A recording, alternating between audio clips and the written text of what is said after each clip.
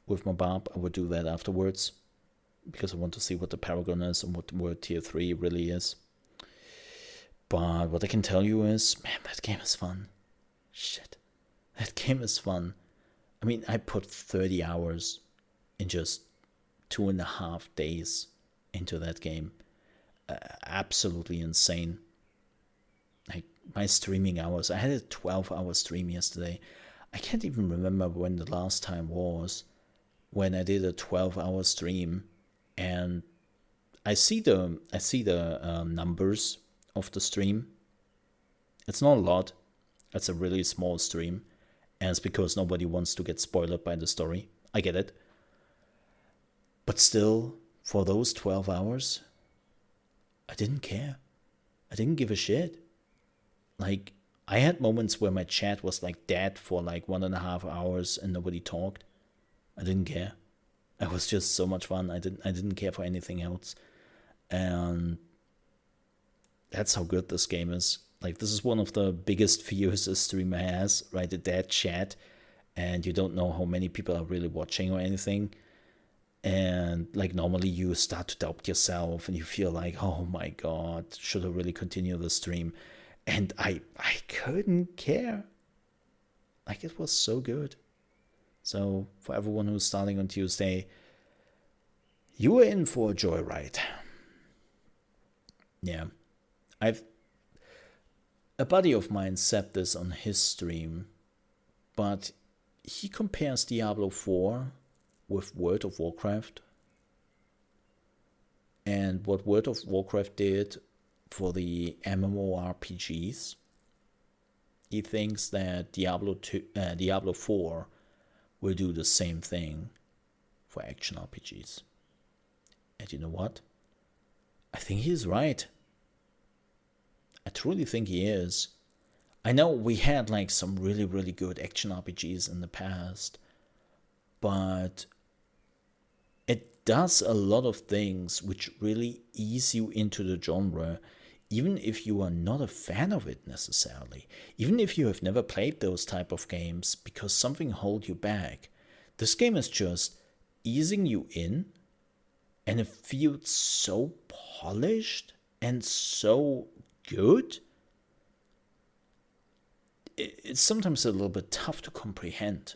I will probably make a review of it next week. I will see if I can make a video a review till Tuesday. But this game will be big. It's crazy, absolutely crazy. But with that said, folks, we are done here. Don't forget, if you enjoyed this video, leave a like. If you're also new to the channel, you want to see more Diablo 4 content, also some Starfield content down the road. Actually, we have the Starfield Direct thingy right after the Xbox showcase on Sunday. For everyone who wants to watch the E3 showcase, we are always watching that together with the community, like with all the events. We are starting on Thursday with the Summer Games Fest. That's happening on my main channel at ChaosMole here on YouTube. It's my bigger partner channel, so to speak.